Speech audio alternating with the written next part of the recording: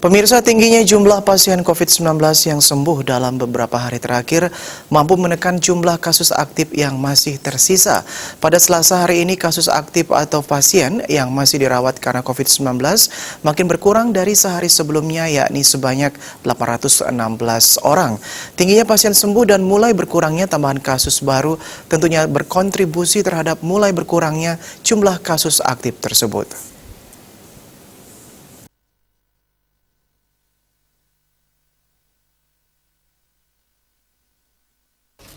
Berdasarkan data dari Gugus Tugas Percepatan Penanganan COVID-19 Provinsi Bali, daerah terbanyak yang memiliki pasien yang masih dirawat karena COVID-19 adalah Badung dengan 203 pasien.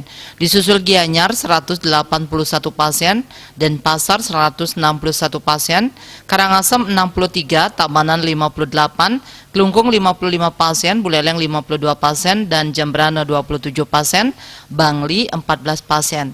Selain itu masih ada masing-masing satu pasien berasal dari kabupaten lainnya dan warga negara asing ikut dirawat di Bali. Sementara itu tambahan pasien sembuh pada hari ini sebanyak 105 orang. Jumlah ini lebih tinggi dari tambahan pasien baru yang sebanyak 75 pasien. Tambahan pasien sembuh tersebut terbanyak berasal dari Denpasar dengan 39 orang yang telah dinyatakan terbebas dari COVID-19.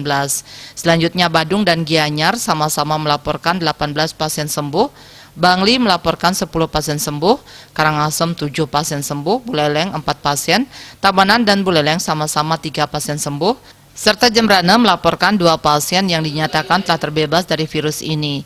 Sementara satu lainnya berasal dari kabupaten lainnya yang dirawat di Bali. Jumlah total pasien sembuh hingga hari ini mencapai 9.788 pasien, sedangkan total kasus yang ditangani Bali hingga hari ini sebanyak 10.955 kasus. Di sisi lain, 2 warga asal Jembrana dan Buleleng dilaporkan meninggal. Keduanya diketahui memiliki penyakit penyerta atau komorbid. Untuk mencegah penyebaran COVID-19, ingat pesan ibu dengan selalu terapkan 3M, yakni wajib memakai masker, wajib mencuci tangan, dan wajib menjaga jarak. Dengan penerapan perilaku 3M, Indonesia segera terbebas dari virus corona menuju Bali bangkit, Bali era baru, Indonesia maju. Wartawan Bali Pos melaporkan.